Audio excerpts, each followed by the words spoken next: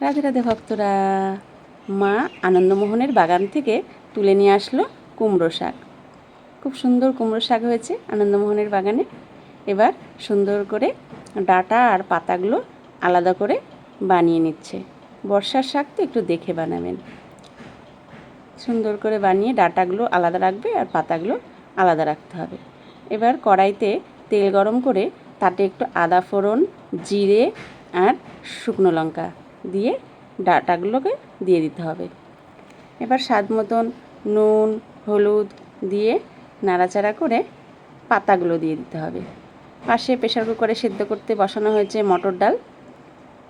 পাতাগুলো দিয়ে একটু নাড়াচাড়া দিয়ে ঢাকা দিয়ে রাখতে হবে যতক্ষণে ডাঁটাটা সেদ্ধ হয়ে যায়। তারপরে তার মধ্যে আগে থেকে সেদ্ধ করে রাখা ডাল দিয়ে স্বাদ মতন একটু মিষ্টি আর ভাজা মশলা দিয়ে দিলেই রেডি আপনার কুমড়োর শাক মটর ডাল দিয়ে। ভগবানকে ভোগ লাগান, প্রসাদ পান। আমরা আনন্দমোহনকে ভোগ লাগিয়ে প্রসাদ পাচ্ছি।